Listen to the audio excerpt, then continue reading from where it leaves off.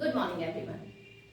So today we will discuss some questions, synonym, antonyms, and one word, and especially for SSC CGL. वैसे तो और भी सारे exams में ये synonym, antonyms और one word substitutions आते हैं, but like SSC CGL में काफ़ी ही अच्छी क्वालिटी के अच्छे लेवल पर ये क्वेश्चंस पूछे जाते हैं. तो दैट इज़ वैसे तो ये सभी एग्जाम्स के लिए, but like I have selected some words for especially for SSC CGL especially, right? तो हम लोग एक स्टोरी से शुरू करते हैं. अच्छा, स्टोरी जो है वो एक हिस्टोरिक इवेंट है. तो and every fact is relevant, और पूरी कहानी से आपको हिस्टोरिक इवेंट से हम बहुत सारे वर्ड समझने वाले हैं. तो क्या स्टोरी है कि स्टोरी शुरू होती है सिद्धार्था से, एक पैलेस से स्टार्ट होती है. सिद्धार्था है, सिद्धार्थ. सो लुम्बिनी एक जगह है, लुम्बिनी नॉर्थ इंडिया में, राइट, नॉर्थ ईस्ट में. सो लुम्बिनी के एक शाक्य क्लैन के राजा हैं शुद्धोधन, उनके बेटे हैं सिद्धार्थ, राइट. जन्म होता है सिद्धार्थ का, उनको पाला पोसा जाता है बहुत लाड़ प्यार से, बहुत खुशियों से, राइट. सो धीरे धीरे वो बड़े होते हैं और बड़ा अच्छी एक राजकुमारी से उनकी शादी कर दी जाती है. एक बेटा होता है उनका प्यारा सा, राहुल. एक बारी वो निकल जाते हैं अपने सैनिकों को लेके और साथियों को लेके कि चलो थोड़ा विजिट करने जाते हैं, सिटी देखते हैं. तो when he went to visit the city, first he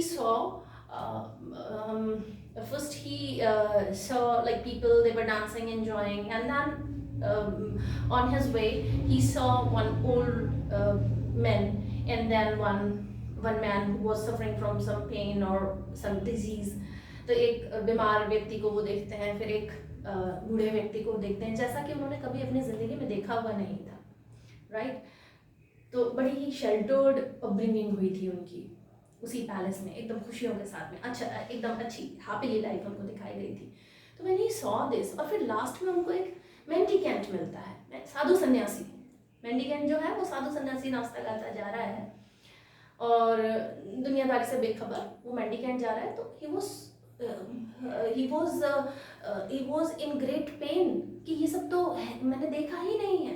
and then he realise कि ये तो होना ही है, बुढ़ापा आता है, बीमारियां होती हैं. उनको बाद में रियलाइज हुआ, ये सब देखने के बाद में उन्हें रियलाइज हुआ. उन्होंने जब क्वेश्चन पूछे ना अपने साथियों से कि ये क्या है, तो ये बूढ़ा आदमी है, एक एज के बाद में सब बूढ़े हो जाते हैं और फिर उसके बाद में मर जाते हैं. देन ही रियलाइज अच्छा ऐसा होता है, ये सभी के साथ हो रहा है.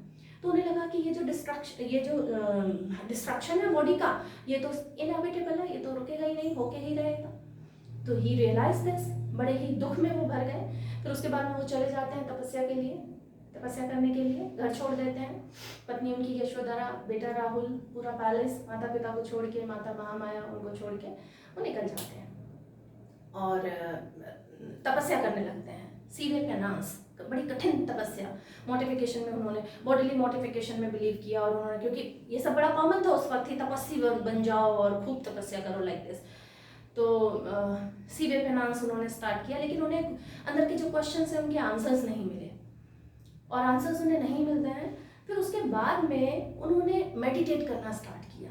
मेडिटेट, दिमाग को शांत करके मेडिटेशन स्टार्ट किया. एंड देन कुछ दिनों के बाद में वो जो कंटिन्यूस मेडिटेशन में रहे, मेडिटेशन करते रहे, उसके कुछ दिनों के बाद में ही गॉट एनलाइटनमेंट, उनको निर्वाण या फिर उनको बहुत ज्ञान प्राप्त हो गया. और ज्ञान प्राप्त हो गया, देन ही बिकेम बुद्धा. उसके बाद में वो बुद्धा बन जाते हैं. ठीक है, तो इतनी सारी वो उन्होंने जो उनकी जर्नी थी, उसके बाद में वो बुद्धा बन जाते हैं बोध गया में, राइट. उनको ज्ञान प्राप्त हो जाता है. फिर उसके बाद में उन्होंने काफ़ी सारी प्रीचिंग की है, जो कि बहुत ही रेलेवेंट है लाइफ से. In my last lecture I have told you किस्सा गौतमी का एक, उस कहानी से हम लोगों ने काफ़ी सारे वर्ड सीखे थे, किस्सा गौतमी वाले एक स्टोरी से. तो आप उसको देख सकते हैं, प्लेलिस्ट में मिल जाएगा आपको, वो उस वीडियो को देख सकते हैं. देन व्हाट हैपन, ये बुद्धा बन गए हैं, एनलाइटनमेंट हो गया और इन्होंने काफ़ी सारी प्रीचिंग करनी स्टार्ट कर दी है.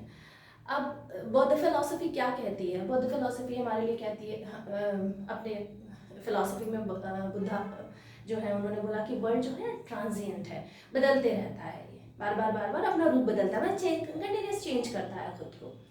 ठीक है, इसके लिए वर्ड उन्होंने अनिक्का यूज़ किया, अनिक्का, पाली में, पाली लैंग्वेज में, राइट।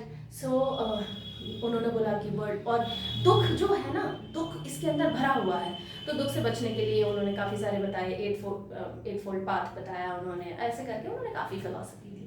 और फिलॉसफी करके आपको सबको पता है कि बुद्ध धर्म आया है गौतम बुद्धा से। सो फिर उसके बाद में कुशीनारा में उनकी डेथ हो जाती है। तो ये एक छोटी सी स्टोरी है, इनमें से हमने बहुत सारे वर्ड्स देखे हैं। ठीक है, स्टोरी समझ आ गई, अब वर्ड्स समझने में आसानी होगी आपको। तो let's get started with first word, insulated. Siddharth had a sheltered upbringing within the palace, insulated from harsh realities of life. जो सिद्धार्थ हैं उनकी शेल्टर्ड अपब्रिंगिंग हुई थी। शेल्टर्ड मतलब बिल्कुल घर में उनको पैलेस में रखा गया था और उनको जो हार्श रियलिटीज हैं उनसे इंसुलेटेड किया गया था। इंसुलेटेड आप यहाँ पर देख सकते हैं, सेपरेटेड थे वो, आइसोलेटेड थे। किससे? From the harsh realities. ये हार्श रियलिटीज क्या थी कि बुढ़ापा कैसे आएगा, मृत्यु कैसे होगी, तो ये सारी चीजें, ये जो हार्श रियलिटीज है उनसे बिल्कुल इंसुलेटेड किया था, आइसोलेट कर दिया था, उससे अलग थलग रखा था। Everybody is happy, everybody is healthy, और एकदम सब अच्छा अच्छा दिखाया जाता था उनको। बुद्धा के जो पैलेस में एकदम शेल्टर्ड अपब्रिंगिंग थी। Then what happened, he was deep, then his first journey into the world was traumatic. उनकी जो फर्स्ट जर्नी थी वर्ल्ड में, जब वो निकल गए सिटी को विजिट करने, तो वो ट्रॉमेटिक थी। आपने सुना होगा ट्रॉमा, ये तो ट्रॉमा में आ गया भाई, ट्रॉमा में आ गया, बड़ा दुख में आ गया, बड़ा पेन में आ गया, सफरिंग में आ गया, ट्रॉमेटिक थी। यहाँ देखिए आप लोग, ट्रॉमेटिक मीन्स डैमेजिंग, डिस्ट्रेसिंग और डिस्टर्बिंग। कहते हैं ट्रॉमा में आ गया है तो डिस्टर्ब हो गया है, डिस्ट्रेस हो गया है, तो दीज आर द सिनोनिम्स। ऐसे ही एसएससी सीजीएल में इसी तरह के क्वेश्चंस पूछे जाते हैं। आपको ट्रॉमेटिक वर्ड दे दिया और 4 ऑप्शन दे दिए हैं, डैमेजिंग है, डिस्ट्रेसिंग है, डिस्टर्बिंग है, ये 3 सिनोनिम है। एंटोनिम में आपसे पूछा गया है तो हैप्पी। अब बताइए, चौथे नंबर पे ऑप्शन में आपके आ गया है हैप्पी। देन इस हैप्पी के साथ में आपके पास में ट्रॉमेटिक का एंटोनिम क्या होगा? ये तीनों तो सिनोनिम है, एंटोनिम होगा हैप्पी, हैप्पी। सो ट्रॉमेटिक मतलब डैमेजिंग, डिस्ट्रेसिंग और डिस्टर्बिंग। दूसरा लिख दिया, चौथा ऑप्शन आपको दे दिया हैप्पी, तो what would be the right option? अगर आपको 3 सिनोनिम पता है तो आप बहुत आसानी से उसका राइट एंटोनिम बता सकते हैं। इसी तरह के क्वेश्चंस आते हैं, ऐसे ही क्वेश्चंस आते हैं एसएससी सीजीएल में, इसी तरह के वर्ड्स आते हैं। तो बड़ा ही ट्रॉमेटिक थी उनकी जो जर्नी थी सिटी में, जो उन्होंने सिटी जो विजिट किया था, तो that is very traumatic. He was deeply anguished, he was deeply anguished. This anguished का मतलब एडजेक्टिव की तरह काम आता है, डीपली एंग्विश्ड। वो बहुत एंग्विश्ड हो गए, सफरिंग, मिजरी और पेन। वो बहुत पेन में थे, वो बहुत सफरिंग में थे, बहुत मिजरी में थे, दुख में थे, परेशानी में थे, दुख दर्द में थे। तो that is he was deeply anguished. जब उन्होंने देखा ना कि अच्छा बुढ़ापा भी आता है, अच्छा मरते भी हैं, हाँ, तो वो बहुत दुख में आ गए, मिजरी में आ गए, सफरिंग में आ गए और पेन में आ गए Siddharth, right. Then he realized that destruction of human body was inevitable. Construction मतलब बनाना, destruction मतलब बिगाड़ना, खत्म करना किसी चीज को। Destruction of body, जो बॉडी है इंसान का जो शरीर है, उसका एक ना एक दिन तो डिस्ट्रक्शन हो ही जाना है। He realized कि ये तो inevitable है। Inevitable देखिए यहाँ पर, look, inevitable, unavoidable, avoid नहीं कर, unavoidable वो तो होना ही है, उसको अवॉइड नहीं कर सकते। देन इनएस्केपेबल, एस्केप मतलब निकल के भाग जाना, एस्केप मतलब निकल के भाग जाना। इनएस्केपेबल मतलब ऐसी चीज जहां से हम निकल के भाग जाएं। इनएस्केपेबल मतलब जहां से बच के निकलना नामुमकिन है। Inescapable, the jail is inescapable, जो जेल है वहां से निकल ही नहीं जा सकते, ये तो एस्केपेबल है, निकल जाएंगे यहाँ से तो भाग के, तो बच के निकल जाना।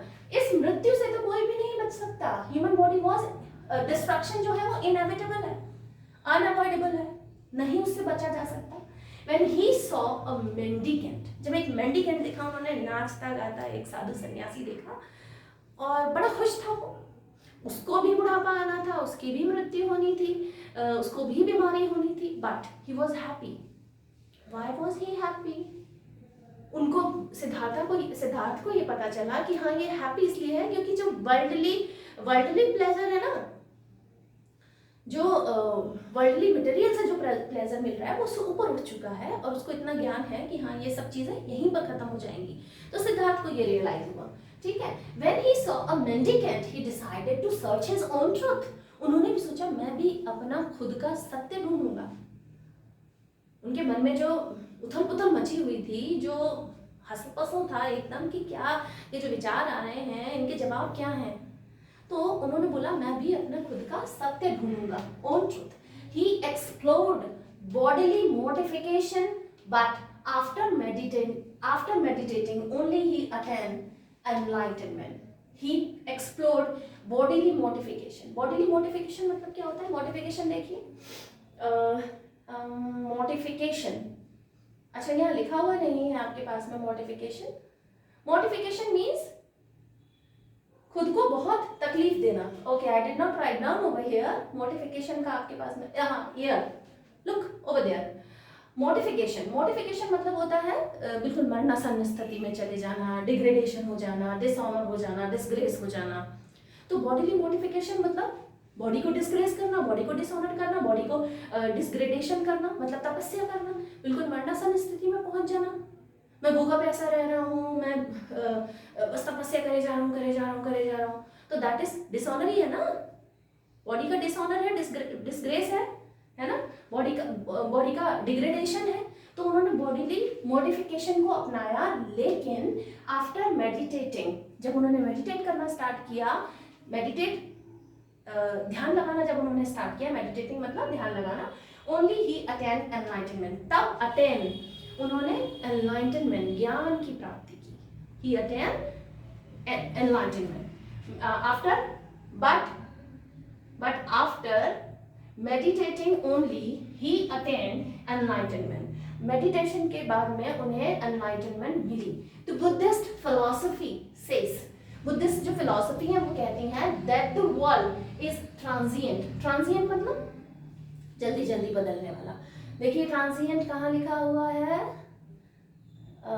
Okay, transient I did not write down. Okay, so transient मतलब होता है जल्दी से चेंज होने वाला, जिसके रूप बदलते रहे, दैट इज ट्रांजिएंट। लास्टिंग हो, मतलब आप परफ्यूम वगैरह खरीदते हो, मतलब कितना लास्टिंग, कितना इसका कितना चलेगा, तो कितनी देर तक। ट्रांजिएंट मतलब जल्दी से जिसमें बदलाव हो, जिसमें चेंजेस आ जाए, lasting, so that is transient. The Buddhist philosophy says that the world is transient and sorrow is intrinsic. Sorrow is intrinsic to human existence. Intrinsic इसका मतलब होता है नेटिव। यहाँ देखिए 4 ऑप्शन के साथ में इसको यूज किया गया है। This is intrinsic. The sorrow is here intrinsic, right? This is intrinsic. Okay, तो sorrow is intrinsic में आपके पास में अगर 4 ऑप्शन आते हैं, innate, inborn, natural, native। इन 4 ऑप्शन में से चलिए एक ऑप्शन अगर हम हटा देते हैं, सपोज नेचुरल की जगह हम लोगों ने लिख लिया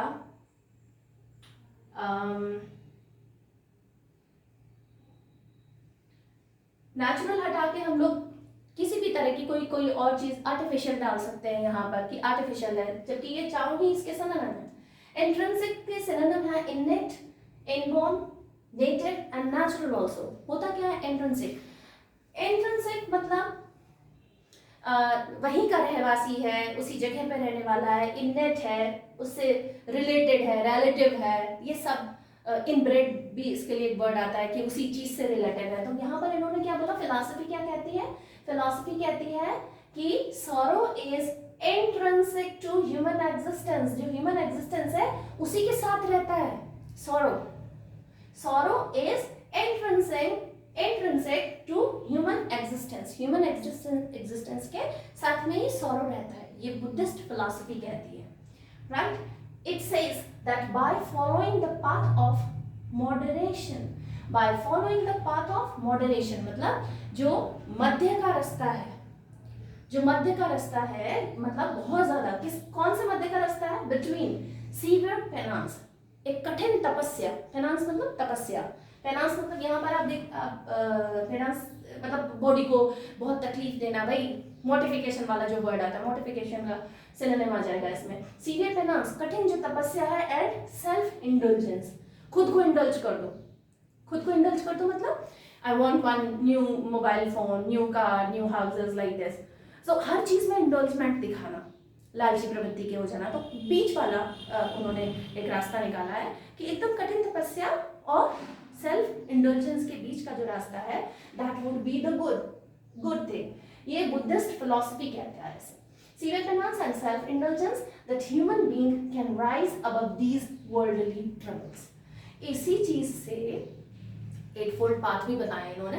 दुख का कारण तृष्णा है और उससे बचने के लिए एटफोल्ड पाथ है, 8 उपाय इन्होंने बताए हैं। तो these are the Buddhist philosophy. ये वर्ड्स को लेते हुए हम लोगों ने एक्चुअली वर्ड्स के सिनोनिम और इन पर बात करी है। तो ये छोटी सी स्टोरी है, and I believe that it would be a good thing for you to understand that how could you correlate these words with the story and keep those words in your mind for a long time. I think अगर आपको भी ये ठीक लग रहा है कि story के थ्रू चीज़ें ज़्यादा अच्छे से समझ में आ पाती हैं और थोड़ा आप विजुअलाइज कर पाते हो कि बुद्धा ने बॉडीली मॉडिफिकेशन स्टार्ट किया, सीवियर पेनांस स्टार्ट किया उन्होंने, और फिर देन ही रियलाइज्ड कि नहीं, अभी तो सेल्फ इंडल्जमेंट और सीवियर पेनांस के बीच का एक रास्ता निकालना पड़ेगा। उन्होंने मेडिटेट किया। अगर आप इन सब चीज़ों से बुद्धा से लेके और उसे समझ पाएंगे तो प्लीज़ कमेंट कीजिए, कमेंट सेक्शन में लिख के बताइए कि ये तरीका आपको ठीक लग रहा है, आपको समझ में आ रहा है या नहीं आ रहा है। प्लीज़ कमेंट सेक्शन में लिखिए आप। कुछ और वर्ड्स हैं meditate we have done. Look, one question, one word substitution I have prepared for you. ये उसी तरह से है जैसे SSC CGL में आता है, उसी पैटर्न पे बेस्ड है। मेंडिकेंट कौन होता है? A person who relies solely on alms to survive. एक ऐसा व्यक्ति जो पूरी तरीके से रिलाइज करेगा, जो पूरी तरीके से डिपेंड होगा किस पर? सोली मतलब पूरी तरह से, संपूर्ण रूप से। So a person who relies, पूरी तरह डिपेंड है, solely डिपेंड है on alms, एल साइलेंट है यहाँ पर। जैसे बाम होता है ना, BALM, वैसे आम होता है ALM, आम, राइट। सो दिस आम मतलब था भिक्षा या भीख, राइट। ये भिक्षा साधु सन्यासी की भिक्षा के लिए यूजुअली दान, भिक्षा, दीज आर द आम। तो आम टू सर्वाइव, एक ऐसा व्यक्ति जो सिर्फ आम के ऊपर डिपेंड करता है, रिलाई करता है खुद के सर्वाइवल के लिए, खुद जीवित रहने के लिए भिक्षा से ही जीवन यापन करता है। ऐसे व्यक्ति को क्या बोलते हैं? मेंडिकेंट। 4 ऑप्शन आपके पास आ गए, एल्यूमिनस, पेट्रॉन, मर्चेंट और मेंडिकेंट। क्या होगा राइट ऑप्शन? मेंडिकेंट, क्योंकि अभी तो समझा दिया, पर इन तीनों को भी समझना जरूरी है।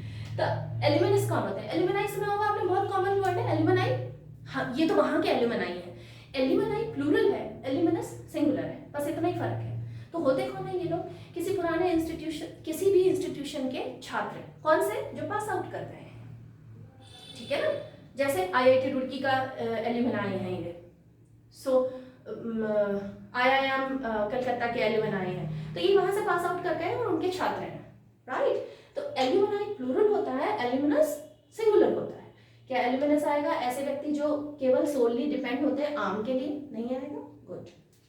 पेट्रॉन होता है ऐसा व्यक्ति जो किसी आर्टिस्ट को, कोई सिंगर है, डांसर है, इस तरह के जो आर्टिस्ट हैं उन्हें संरक्षण देता है, मतलब उनकी हेल्प करता है किसी तरीके से, राइट। पेट्रॉन, राजा महाराजा, बड़े बड़े जमींदार, ये पेट्रॉन होते थे, राइट। मर्चेंट कौन होता है? जो गुड्स को सेल और बाय करता है, he is known as merchant, व्यापारी। तो दिस इज मर्चेंट। मेंडिकेंट कौन होता है? अब आप इस स्टोरी से याद रखोगे, उन्हें नाश्ता करता है, एक मेंडिकेंट देखा, एक साधु देखा, मेंडिकेंट कौन होता है? साधु, जो कि भिक्षा के ऊपर पूरी तरह रिलाय करते हैं। तो अगर ये स्टेटमेंट आ जाता है, the person who relies solely on alms to survive, what would be the right answer? Mendicant. अब कुछ भी ऑप्शन दे दे वो यहाँ से, कोई फर्क नहीं पड़ता। चीजों को याद रखिए, और याद रखना, इतने सारे वर्ड्स हैं, वोकैबुलरी है, कहीं ना कहीं भूल जाएंगे आप। इटिमोलॉजी पढ़ी थी आप, पिछला वीडियो जाके देख सकते हैं, उस पर हम लोग और बात करेंगे। Next video will be based on idioms and phrasal verbs. Phrasal verbs तो हम लोग कर चुके हैं काफ़ी बार। इडियम्स के ऊपर नेक्स्ट वीडियो होगा। उसके बाद में कुछ और टॉपिक उठाएंगे एसएससी सीजीएल के, वन बाय वन हम लोग करते जाते हैं। कुछ आपके सजेशंस बिल्कुल कमेंट बॉक्स में लिखिए, और प्लीज़ लाइक कीजिए, चैनल को सब्सक्राइब कीजिए, so that it would be fruitful, very fruitful to you and to me as well. So like कीजिए, सब्सक्राइब कीजिए और कमेंट कीजिए।